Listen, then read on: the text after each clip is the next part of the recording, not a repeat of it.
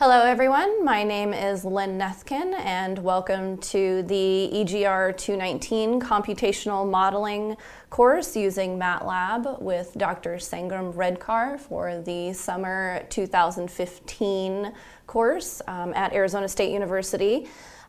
We are going to start today by going over Chapter 1 from your book, An Engineer's Guide to MATLAB. We're going to kind of go through it section by section. We'll go through these PowerPoints and then we will also show some examples directly in MATLAB so that you can start becoming familiar with the environment. So the course objective is to introduce you to the fundamental characteristics of MATLAB, the environment, and then as well as the language's syntax. We're going to do a lot of application using MATLAB to all kinds of different engineering problems. So we'll go ahead and get started here with Chapter 1, the introduction.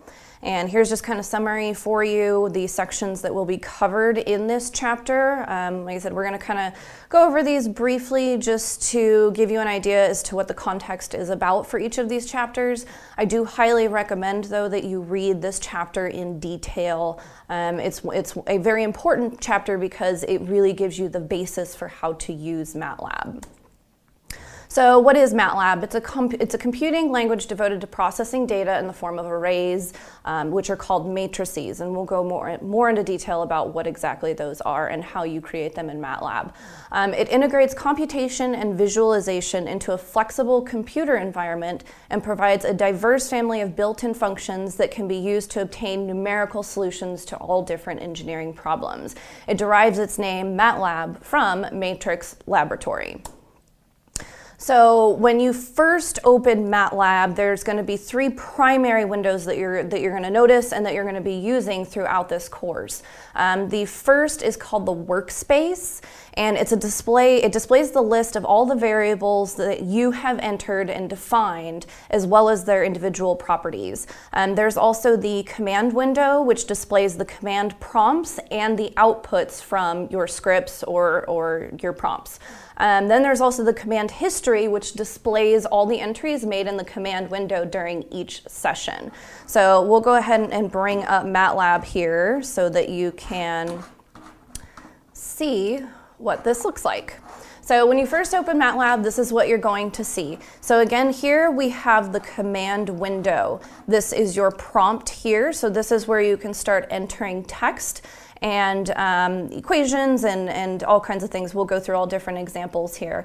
And then over here, you have your workspace. So again, this is where your variables are stored, and we'll go over that more. You'll also be able to look at the different properties for your variables and how you've defined them.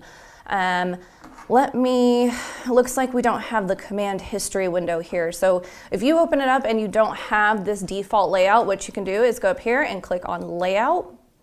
And then you can customize it to how you want to, and you can also save the layout as whatever your preference is. However, we're going to go ahead and dock the command history window. And so now you see here that it's pulled up this window, the command history window, and you'll notice that as you use MATLAB, after each session, it's going to create a new section and store your command history for that particular session. So that's pretty much the sum of it. We'll get into the current folders and whatnot. This is where you'll create different folders for your MATLAB files to help keep things organized. This up here is your primary toolbar. When you first open MATLAB, you'll see that you have the three different tabs across the top. You've got Home, Plots, and Apps. We're going to be going over all of these throughout the course, so just kind of look through this for now and start figuring out where things are. It'll help you when we go to use this shortly. So let's go back to our presentation here. So we've gone over the primary windows that you're going to be using throughout the course. Again, you have your command window, your workspace, and your command history, which you can kind of see down here. Every command that I entered through the prompt displays here for you so that you can see what you've entered in the past. Okay, so in terms of managing the command window, there's a couple of different functions that you need to learn. There's CLC, and this clears the command window. Clear all, or you can just use clear, will remove the variables from the workspace as well as clear the command window. There's also close all, which closes and deletes all the graphic windows that you might have open. There's format, which you can use specifically to format the output of your outputs to the command window. And then format compact will remove any blank spaces that you have in your lines. So we'll just show an example of that here quickly. So let's say that we have x equals 5, z equals 2, y equals 9. So you can see here, I've entered in each of these into the prompt. They've also shown here in my command history window. Additionally, they are up here in the workspace. So what the workspace does is I can double click on this and it'll bring up a new window for me, and it will tell me specifically what the properties are for that particular variable. So if we want to clear CLC, that cleared my command window. But you will notice over here that my variables are still here. If you want to clear the variables, then you also need to do clear or clear all, which now you can see that the variables from the workspace are gone. Okay, so moving forward, again, we can format the outputs and results from our scripts or from our command prompts. There's different things that you can do. So you can format short, or you can format long. You can format using short E, long E. There's all kinds of different options. Another one that's popular for use is to format rational, to convert from decimals into a fraction format. So real quick, we'll show you an example of that. So let's say we have something like, I don't know, square root of 3, and we're just going to define that as x. So right now we can see that that's kind of in a short format. So I can also do format long, and then I can do x, and you see how it has now displayed many more decimal points for me. I can also do format rational. And now you can see that it's converted that to a fraction format. There's also format E. Oh, sorry. Format long E. So now you can see that that has converted it to where there are still many decimal places, but now we have the E convention as well. And then you can do format short E.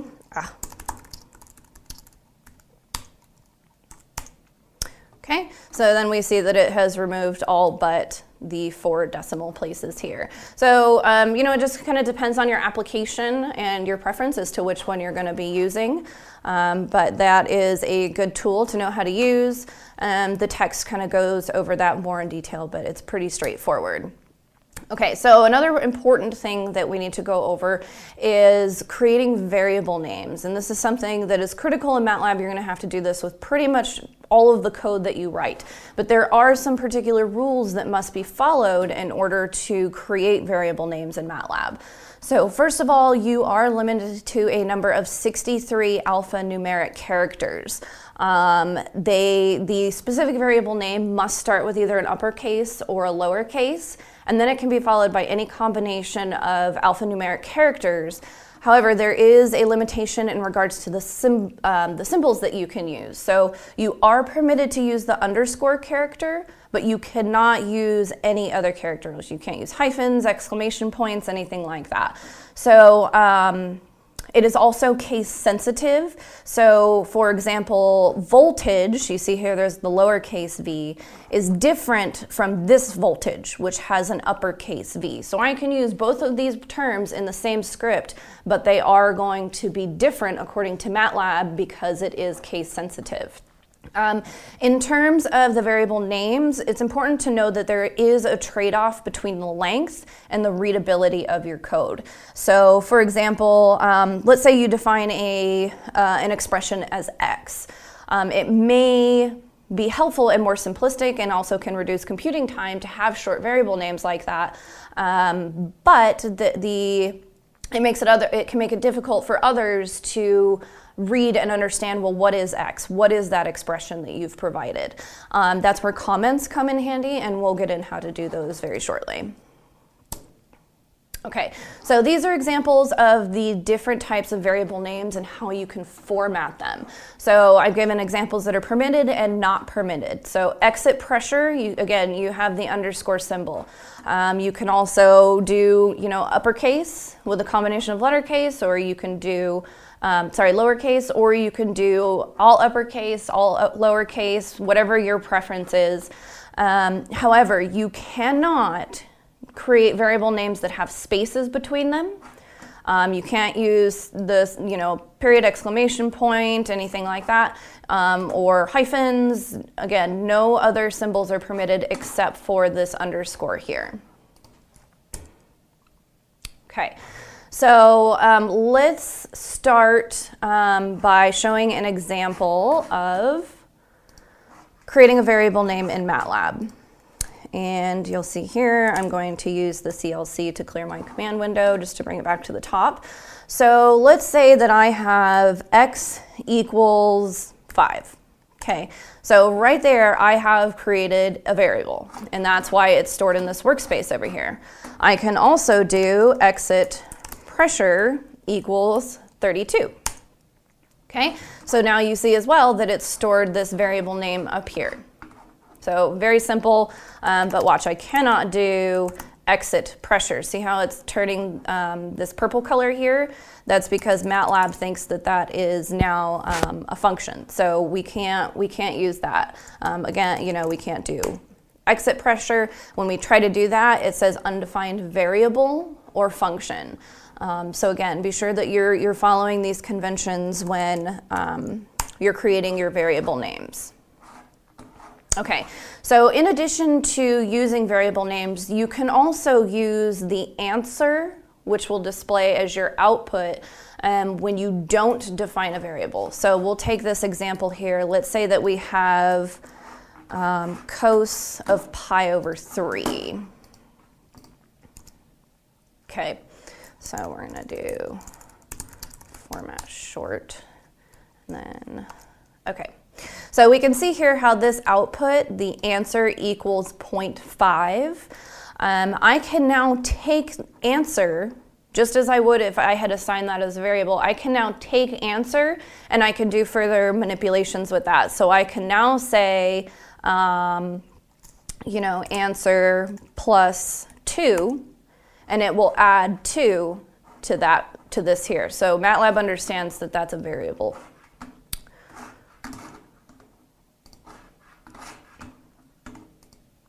Okay, so in terms of variables, there are some additional limitations. Particularly, there are keywords that are reserved exclusively for MATLAB's use. You'll know that you're using a keyword if you're trying to create a variable name with it, because it will highlight in this bright blue color. But we have provided here a list for you of the keywords that are reserved exclusively for MATLAB. We'll go through a lot of these so that you can see how they're used. But for creating for loops or while loops, cases, switching, things like that. Again, just be sure that you're not using these for your variable names. Okay, so there's one other kind of notation thing that can be very helpful with your readability with your code. So there's something called suppressing the system response, and that is achieved using the semicolon. So you'll see here we have p equals 7.1 and then a semicolon here, as we do for this x and k expressions. So what that does is if I executed or ran the program, there will be no output displayed to the command window. However, if we don't use the semicolon and perhaps just use commas, for example, then it will individually display the values for p, x, and k that I have defined. So let's just show that in use here. So let's say we have x equals 5, semicolon. Now nothing else was displayed. However, if we didn't use the semicolon, then it would give a system response just registering that x is equal to 5 and displaying that to the command window. However, when you, especially as you start to get into your assignments and you're computing all sorts of different things in your code, you don't want every single line of code to output to the display window. You particularly want your final answer to display to the command window. So that's why we use this semicolon notation here. Okay, so the mathematical operations hierarchy is very similar to PEMDAS. Please excuse my dear Aunt Sally. It follows that same type of convention. The only difference is that there is something called prime, which uses the apostrophe notation. This is, we'll get into it, but that's a lot of used to transpose vectors and matrices. And so that's really the only difference. Otherwise, it follows the typical mathematical operations hierarchy. Okay, so we'll just kind of go over here, just some basic syntax so you can kind of see how you would write out an expression in MATLAB. So if we wanted to type, say, DC up to the x plus 2, this would be the notation that you would use in MATLAB. So this is your multiplier, this is for exponents, this is for division, you know, and addition, subtraction, you know, they're all your typical conventions that you use. There are some limitations in terms of matrices and vectors, and there are times where you have to use something called dot operations, and we'll go through that shortly in regards to how that works. But this is, in general, the syntax of some different expressions that you might calculate. Okay, so MATLAB, again, we said is short for Matrix Laboratory. So what we have, there's scalars versus arrays. So what's the difference between the two? To summarize, a scalar is something like 5, 2. You know, it's a single variable. So like when I was typing before, x equals 5, that is a scalar value. However, there are also arrays, and arrays are, I'll show you here. So we have x equals 2, 3, 4, 5. This would be considered an array. It doesn't have to be just numbers. It can be expressions, it can be strings, it can be variables, but that's just to give you the general idea of what an array looks like. So MATLAB considers all variables as arrays of numbers. You're using the 5 arithmetic operators. Again, we just discussed what those are in the previous slide, kind of showing examples of these in use. But they must obey the rules of linear algebra. So when the variables are scalar quantities, meaning that they just have one row and one column, you know, again, something like x equals 5. 5 is one row, one column in MATLAB. The usual rules of algebra apply, so there's no limitations there. However, when we get into vectors and matrices, we have to use the dot operations so that we can obey the rules of linear algebra. So how do we do dot operations? This only applies to multiplication, division, and exponentiation. And this here is the syntax that you will use. So instead of just using the star or the slash or the caret, you now have to place a dot or a period in front of these symbols in order to execute these type of operators when you're using vectors and matrices, also known as arrays. So let's take an example here. And let's say we have A is 1, 2, 3, 4, and B is 5, 6, 7, 8, 9. And we're going to go ahead and first we have to define these in MATLAB, okay? So see a couple of things here. One, I have suppressed the output, so that's why there was no system response for me. However, I can see up here in my workspace that A and B have been defined as I specified. So now let's say I want to do A times B. We receive an error. Inner matrix dimensions must agree. Error using the multiplication symbol.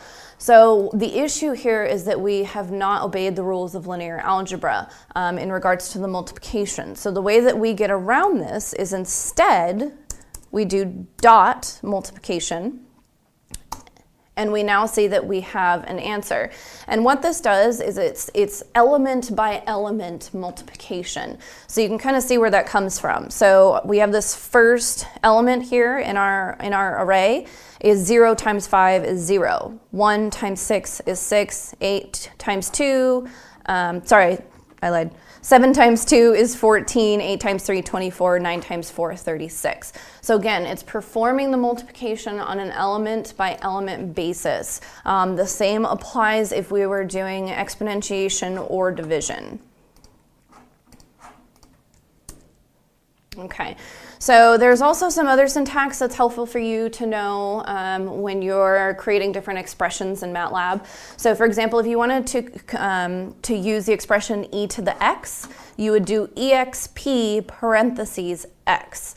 Note that it is not e caret x. So we'll go back here.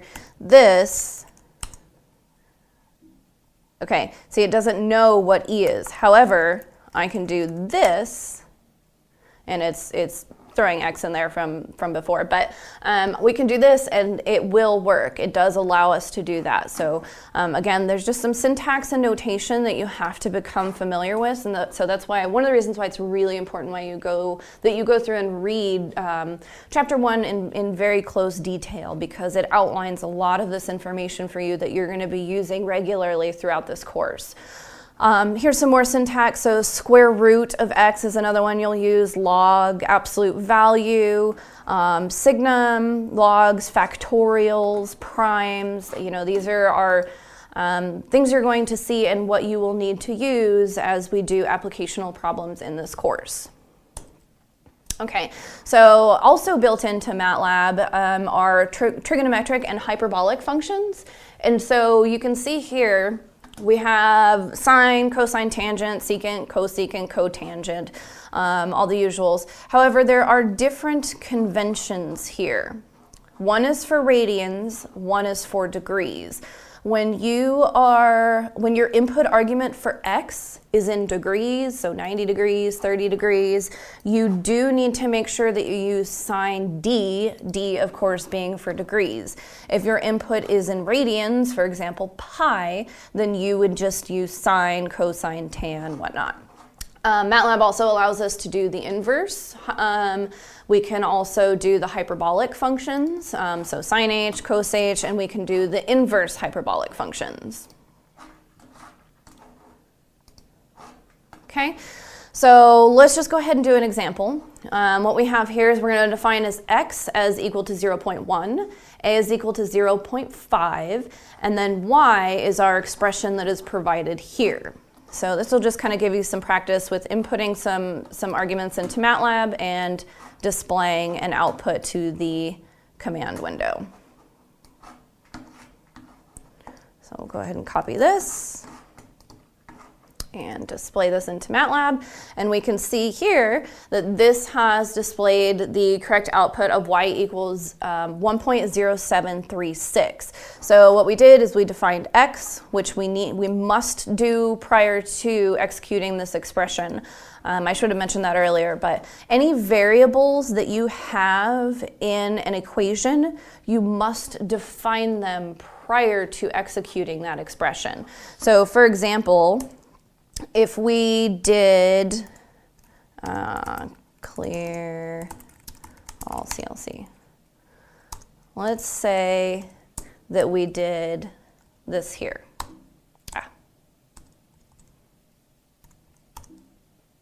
See how it says undefined function or variable x? what it's doing is it's going through this code and then it's stopping when it gets to x and it says, I don't know what x is. So again, you have to make sure that before you execute an expression, that you define what that variable is. And there's a couple of ways to do that. One of those is just to say, x is equal to, 0.1 or 0.5. Or you can also use the symbolic toolbox, which we will go over what that is shortly. Another little helpful thing when you're using the command window is if you hit your up arrow key, it will scroll through your command history, what you've entered into the prompts. So if I just hit this up arrow here, I can scroll through all the different commands that I've entered here so that you don't have to go back and enter this big long expression again into your command window. So again, now that I've defined x and a, now it's able to plug these variables into my expression and compute the answer for y. Okay, so here's just some more syntax for you. One thing that's nice about MATLAB is it doesn't make you type out the value for pi every time. You can literally just type the word pi, P-I, and it recognizes that that's the 3.14159. You can also use I or J to indicate a complex value. So, the square root of -1, I or J, that's a typical convention, typical notation. That does not mean that you can't use those for to represent a variable for something. However, a lot of times MATLAB will give you a warning and tell you that that's usually used for complex numbers. If you need to use infinity, then it's just INF, real max, real min. You can read through these and kind of play around and see what those do. Some more notation. In MATLAB, we're used to the convention that an equal sign is just an equal sign. However, in MATLAB, when you're doing equals, you have to use two equal signs. When it's not equal, you're going to use a tilde and then an equal sign. And then the rest of these are just standard notation that we're used to seeing. Couple more things. So let's say that you wanted to round the outputs to the command window. You can do decimal to integer conversions, and you can control the output of the rounding. So for example, if you use fix, then that's going to round towards 0. So you can see here, even though the value of x was 2.7, it rounds down towards 0. Or if you used round x, then that's going to round to the nearest integer. So 2.7 became 3.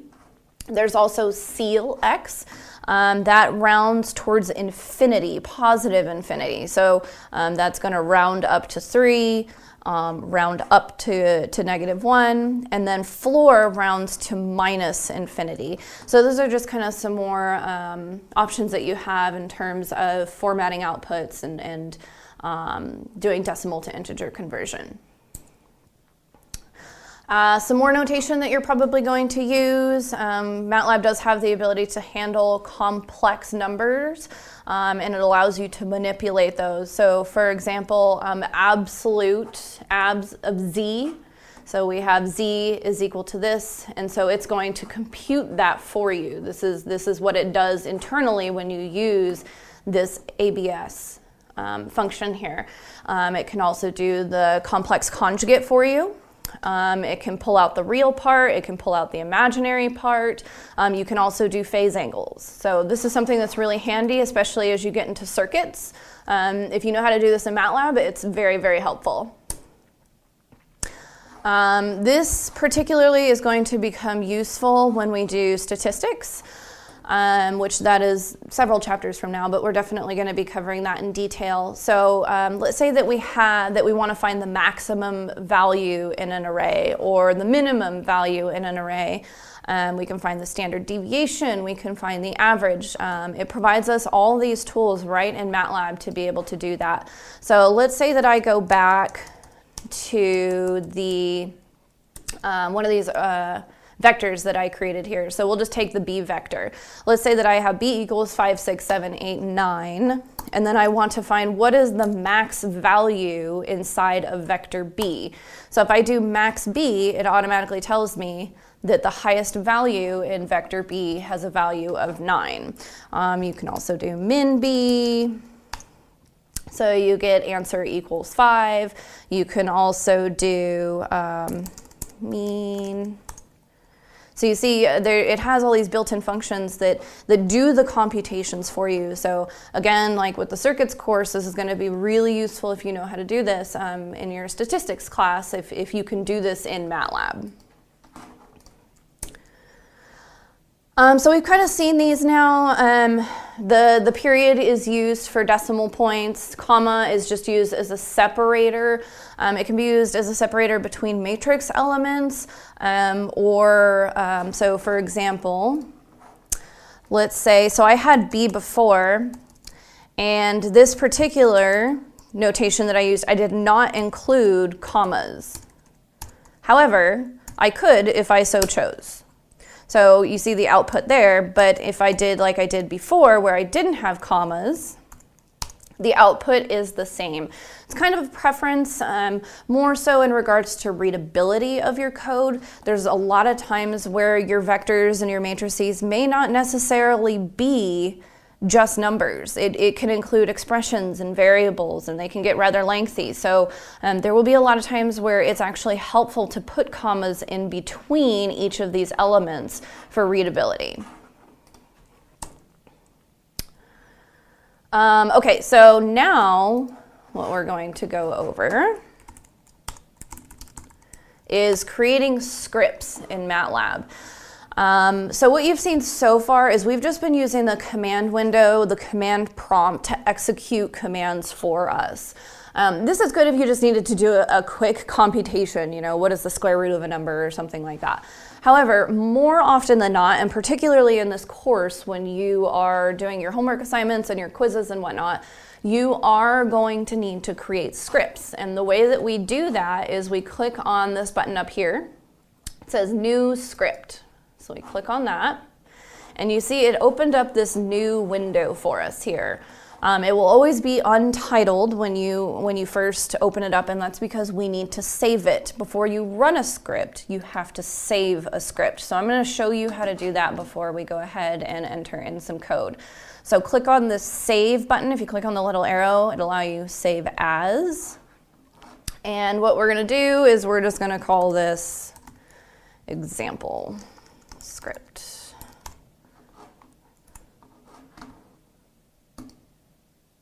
Okay, and so we can see here that now this script is over here in my current folders directory. This is really convenient, create folders, keep your files organized over here, as a lot of times when you create these scripts, it's because you want to go back and reference them later. So, again, now we can see this here. Take a look at this here, though, this .m.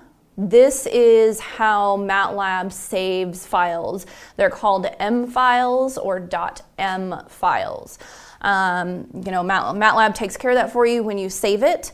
But just note that, especially when you go to upload your homework assignments, we will specify that, as well as quizzes, we will specify that we don't accept anything other than your .m files. There can be .asv, .doc. Unless specified, we always want you to submit .m files. So again, now we have this script here. And so now that we can save this, we can use it at any point in the future if we want to. So let's go back here. When you're using the editor, it's best to use it if there's more than a few lines of code. So if you're just, like I said, if you're just using it for a quick computation, it's fine. But if you're going to have multiple lines of code, you're going to want to use a script. It's also good for if you're going to use the program again. It's great for permanent records. If you have to do a lot of debugging, this is definitely the way to go. And if you want to transfer your code from one person to another, or from one organization to another, then you're going to want to have scripts available. So we showed you, click on this little button here. That will open a new script for you. There's the script window. So now we're going to kind of show you some syntax and some proper techniques for when you are using the script window. So first things first, you have the ability in MATLAB to create comments. Comment is just 1% sign, and then you can say, you know, this is my code. Okay, see how it shows up in green? This is indicative that you have created a comment here. As opposed to x equals 5, this is actually what would be executed when you run your code. So let's say that we have a homework assignment, and there's 3 different problems on the homework assignment. What you're going to have to do for your assignments is you're going to create sections for your problems. The way that you create a section is to go %, %. So we're using 2% signs this time. And we're going to close that. So we're using 2% signs. And what we're going to do is we're just going to say problem 1. So this here, you see how this particular part where I have context written is highlighted in a yellow color. The rest of this is white. So now let's see what happens when I go down and I create problem 2, problem 3. Okay, so you'll notice here now that I'm clicked in this problem 3 section, this part is highlighted. Now problem 2 is highlighted. There's also this thin gray line that goes between each of the sections. The reason why this is useful is because when you have multiple problems that you're addressing in your code, we have the ability to use this run section button up at the top. And what that does is it means that we will, that instead of executing every single problem at one time that's in your code, we can instead just execute what's here. So let's say, for example, we have x equals 5. And actually, you see here, see how there's this little wavy line? What this does is it's telling you that there's some sort of warning. If it's orange, it's a warning. If it's red, it's an error, meaning your code is not going to run. A lot of times with warnings, your code will still be able to run, but particularly if it's red, you need to address whatever it's telling you. And you can do that by highlighting over it, and it's telling me that I should suppress my output within the script. So now you can see when I put the semicolon there, now it's gone. So now it's not angry with me anymore. So now we can go like x equals, 5, y equals 4, suppress that, and then I can go z equals x plus y. So you see I've suppressed this, I've suppressed this. I do not, however, want to suppress my output here. And this is because this is the answer that I want to display to the command window. So when I do run section, it tells me z is equal to 9. This is something that's really big on your homework assignments. Make sure that you don't just suppress everything. When we go through and run your code, we want the output, the answer to the problem to be displayed. And that can be multiple answers, so keep that in mind. But again, then we can come down here and we can just do, t equals square root of 3 and x, and we'll do something different. Let's do s equals absolute value of -2. So you see how, again, I can run this one, run section, it displays the output. When I run this section, it will display the output. I do have the ability to run the entire code. So to do that, you click on this little green button and hit run. And now it has displayed all 3 outputs for me. See how there it tells me example script, and then it's given me each of the answers to each problem in my code. So again, when you're doing your homeworks and your quizzes, as long as there are not functions present, which we'll get into that in the future, then you're going to want to use this particular format for your, do problem 1, problem 2, problem 3, and you can identify it, as problem 5.31 or whatever to help you identify specifically, which problem you're addressing. Okay, so we went over that. The important thing when you're creating the sections is to make sure that you put the space between the 2% signs and your text. If you do not do so, it is just going to create a comment. It does not create the section. Again, make sure when you're creating sections, make sure that that section is highlighted and that you have the thin gray line between each section. Otherwise, you have not created a section. Okay, so one more thing in terms of just general formatting with your code. It's always good practice to begin your code with these 3 lines: clear all, CLC, and close all. This is not something that you have to do. However, it is good practice. For whatever reason, there will be times when you will be using MATLAB and you'll just get weird errors. You know, you won't be able to figure out what it is, and you'll spend a while on it. And if you just try hitting clear all, CLC, close all, sometimes that will actually solve the problem, because what happens is that once you have a ton of variables in the workspace, or maybe you've defined something as T, you know, in 2 sections and whatnot, sometimes it just doesn't work in terms of computation. So if you do this clear all, CLC before each problem, then that will help to eliminate some of those errors. Again, this is just good practice to do. If you come back here, you know, again, so we know that clear all, it clears all the variables in the workspace. CLC clears the command window, and then close all closes the graphic windows, which we'll get into in the future how to do that. So just a little bit of key terms or some vocabulary to help you understand what's going on in your script. So we have inputs. This includes the numerous checks to ensure that all input values have the qualities required for the script function to work properly. That kind of goes, what that's explaining is that you initialized your variables for an expression first. And so it goes through and it checks to make sure you did that. So when I showed you earlier, when I tried to execute that expression and it said undefined function or variable, that's what this is referring to. It's basically saying that I did not identify a particular variable before I used it in an expression. And so when you do this input, it checks that for you.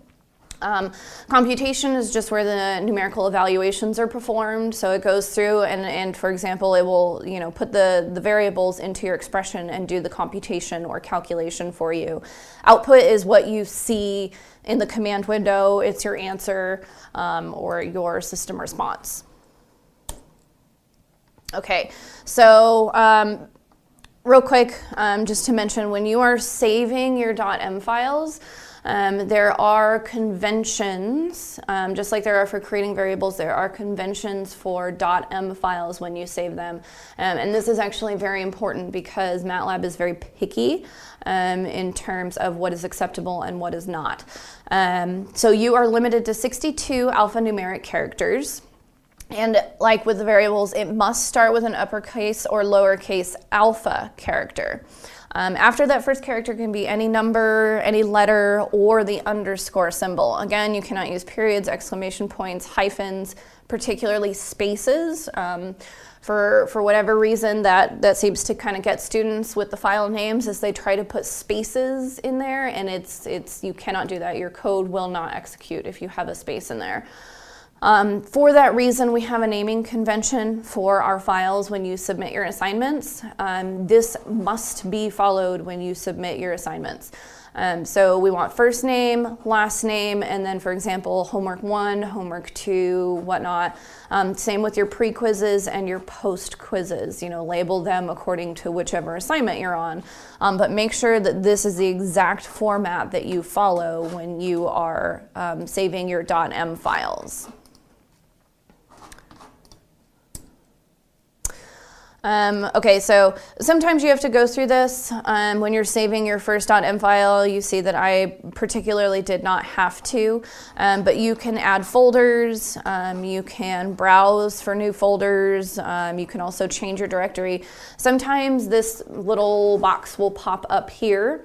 You know, if you go to run a code or a function file or whatnot, sometimes you'll see this editor window pop up, and what you'll want to select is change directory, and that'll change the current path to the file being executed so that you can run your code. Okay, so we went over this, running scripts, executing them. You know, again, to run the entire script, you're going to hit this run button here. To run a particular section, for example, problem 1, which you can see is highlighted here, you'll hit run section. You also have this run and advance button. So what that does is it will run this section and then automatically advance to the next section for you. So let's just show that in use here.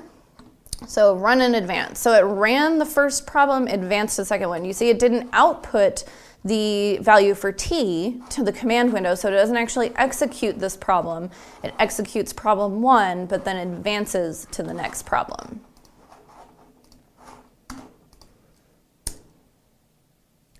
Okay, so this is another really important tool to be familiar with. MATLAB has a couple of different options in terms of help features. This is absolutely critical that you learn to use this because you will use it a lot. Doesn't matter how advanced you are of a MATLAB user, this is extremely helpful. So first you can access the online help features, and the way that you do that is go back to your home tab, and then there's this little help icon right here, and so you can click on the button and it will open up a new window for you. And when you want to use this particular option is when you don't know what function or what how to execute something. You know, a lot of times, let's say that, for example, absolute value. Maybe I didn't know what the function absolute value was ABS.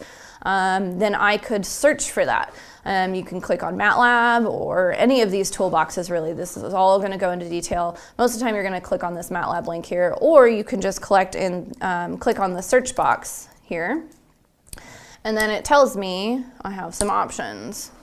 So when I click on that, I can see, oh, well, there's the syntax to compute the absolute value of an input argument. So that's really helpful. You know, there's information for days. You can read tons and tons of context in regards to how to use certain functions, but it's a really great feature, and again, I would definitely recommend that you get used to using that. In addition to the online features, you can also access help directly within MATLAB. So you can go, for example, help absolute. Okay. So we can see that when I did that, it tells me here what this function does. It gives you other resources that you can read about. It's not as detailed as the online reference. It kind of depends on what you're searching for. But there are times where it will give you examples on how to use the code. So for example, you know, if we're dealing with eigenvalues or eigenvectors, you know, it goes into a rather detailed explanation of how to use this particular function. It gives you syntax, it explains the syntax, and then sometimes too it will even give examples, example code.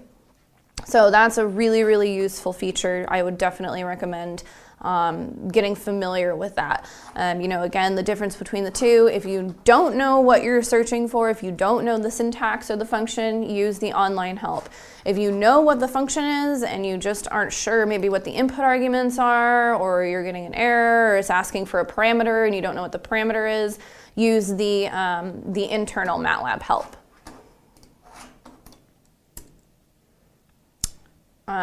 Okay, so that's just what we went over. You can see there that it gives you some syntax as well as explanation of the syntax. The way that you format is you just go help and then the name of the function. So help absolute value, help eig, you know, and it'll give you more detailed information. Okay, so another important feature of MATLAB is that it has something called the Symbolic Toolbox, and what this does is it provides you the ability to perform computations and manipulations of expressions using symbols so in other words, you don't have to have a numerical value specifically to put into an expression. You can use symbols or the Symbolic Toolbox, and it will evaluate the expression for you using that symbol. So what does that mean?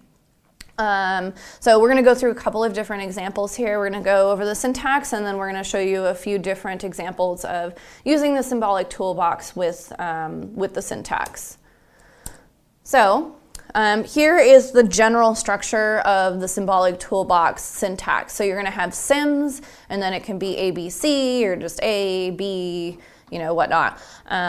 A, B, and C are symbolic variables. And what's important is that you must put a space between each of these variables here. That's very, very important. If you want to restrict the variables to only being real, then you can do so using A, B, C real or A real or whatnot. These symbols can be intermixed with non-symbol variable names, numbers, MATLAB functions, but the results will always be symbolic expressions. So let's take an example just using some precision arithmetic. Let's say that we have this expression or this equation here. So we have f equals 11.92 e blah, blah, blah. So assuming that d equals 4.2, the script to represent this expression symbolically is the following. So one thing to note here again, e in this particular case is not a variable letter e.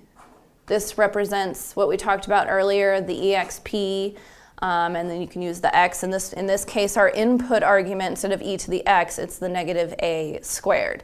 So let's go ahead and type this into MATLAB. And in this case, I'm just going to put that in for section 3 here. Go back to the editor tab, run section.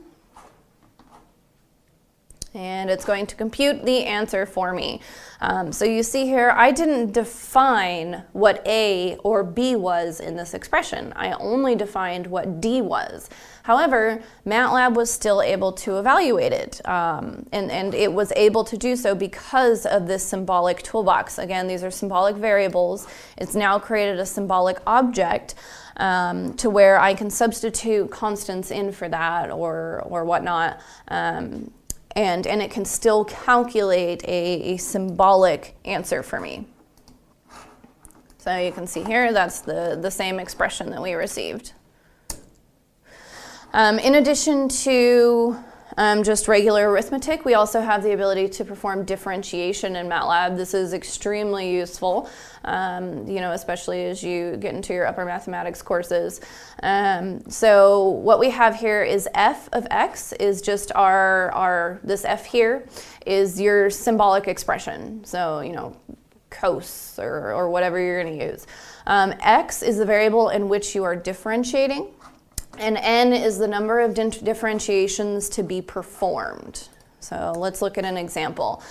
Let's say, and all of these examples are in your text, by the way, as we go through these, and they provide a lot more context, so be sure that you go through and read these.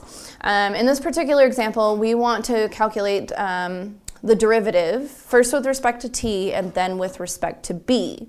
So here is the syntax that we would use to do that. So this expression here is used to calculate the first derivative, which is what this number represents here, with respect to t. And then here's our function. And then this one here, also the first derivative, but this time with respect to b. And so when we execute this code, if I could highlight it. No. Sorry. I don't have enough room to scroll over here. Okay. So when we go to execute this, I'm just going to create problem 3 now. And you'll see we can just go through this. So you can see the output. You'll see exactly what you do in the presentation.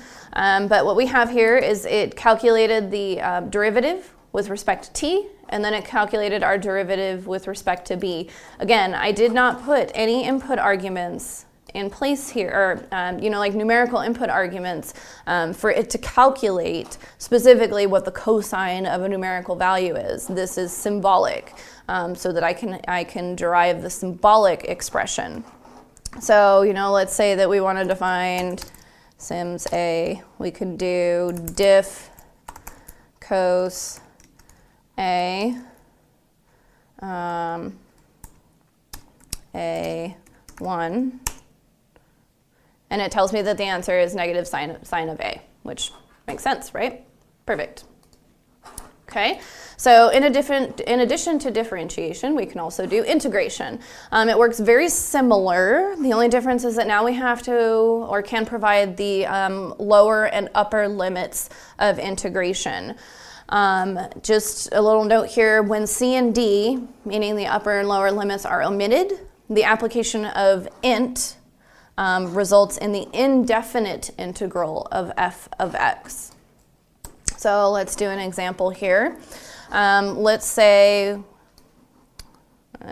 the integral. Okay, so let's say again we have those same two expressions, but this time we want to derive the integral with respect to b and then with respect to t.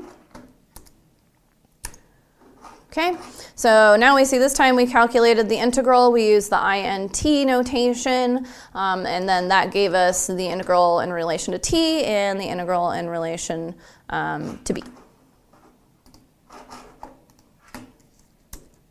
Okay, in addition to integration and differentiation, we can also do limits in MATLAB, which is really convenient.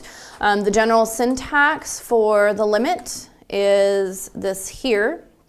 And for those of you who don't know, at this point I'm assuming you've all had your calculus, but in case you don't know, a limit is just a value or function, a value that a function or sequence approaches as the input or index approaches some value. So we'll go through an example so you can kind of see what that means. But again, this is the general syntax, and so f is for our function, x is our symbolic variable, and z is the limiting value. So in our example here,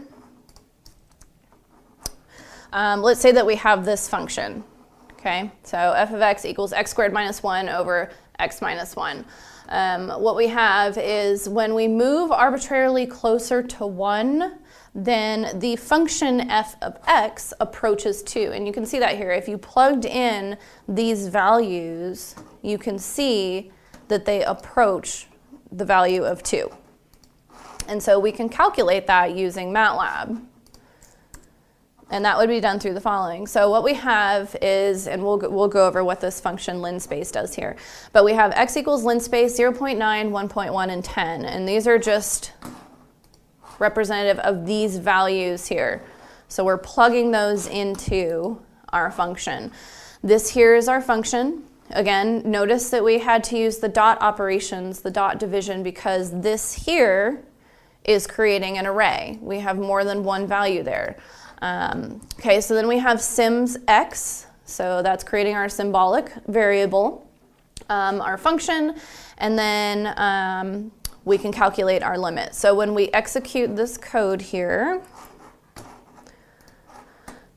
we can see that our answer is 2. Which coincides with exactly what we would have computed by hand. So again, this is really nice that you can just do this directly in MATLAB with only really a few lines of code. Okay, so another limit example. This time we're going to have the limit as a approaches infinity. You know, we mentioned earlier in one of the tables that the notation INF is what you use for infinity. So this time we're going to do sims a and b because we have both of these variables in our equation. And when we do that, we see that the limit is 2/3. You know, if you were to do this by hand, again, it'd be a little more complex, but MATLAB has the ability to just do it for you, which is really convenient. Okay, another example of a limit, you know, this is kind of just getting you used to the notation here. This time we're going to use sims y and x because those are the two variables. Again, we have as x approaches infinity. And execute that in MATLAB. Oh, that didn't work. Let's try that again. Copied too much.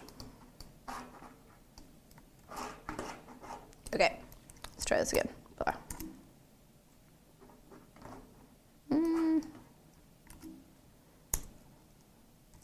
Okay, sorry, hold on. Sims yx. Okay, y. Sorry, hold on. Must not have copied. There we go. Okay, so now we can see again when we execute our script, it's done it symbolically, and this exp to the y represents our e to the y, okay? So again, this is just kind of getting you used to the different notation and syntax and whatnot. So, again, with the limit, we have our function, we have our variable here, and then to infinity. So that's where those variables are coming from. Okay, so we can also do Taylor series expansions, and basically all that is you're expanding a function f of x about a point, about a given point, a. So this is the expression that we use to do that. That involves a lot of hand computations when we're doing this, so it's really nice that we can do this in MATLAB. And so this is the general syntax. You can see a lot of these are very similar in their structure. So now let's look at an example. Let's say that we wanted to obtain a 4-term expansion of cos theta about theta naught. So theta naught is our point, cos is our function, and we're going to do a 4-term expansion. And let's go ahead and execute that in MATLAB. Okay, so we used sims of x and theta naught, okay? So we did Taylor cos of x, that's our function, okay? X is our variable, theta naught is our point.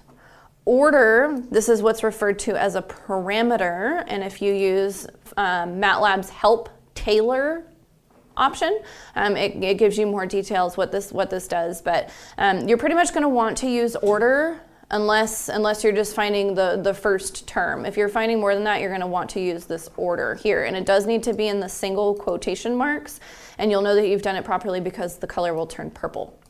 And then we said we wanted to find a 4-term expansion, so that's what this number here represents. So then we can see when we executed it, this is our output. So we have 1-term, 2-term, 3-term, 4-term expansion. And it really, it took 2 lines of code. Okay? So another thing that might be helpful is to do substitution. So let's say that we wanted to substitute one variable for another. So we have subs FAB, okay? So you have your function, and then you have your variable that you're gonna substitute in for another. So for example, we have the syntax here. We have sims x and z. Again, we're using sims because we don't want to input any specific numerical value. We just wanted to evaluate it in relation to this particular variable.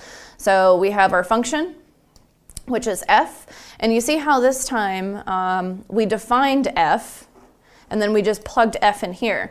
If you didn't want to do that, you could do sine x. However, to keep having to prevent yourself from having to type the same function over and over, it's good to define it first and then just use the variable. Okay, and so then you can see that we are going to substitute the letter z in wherever we have x. So when we execute this, we see that it went from sine of x to sine of z. Z was substituted in for x.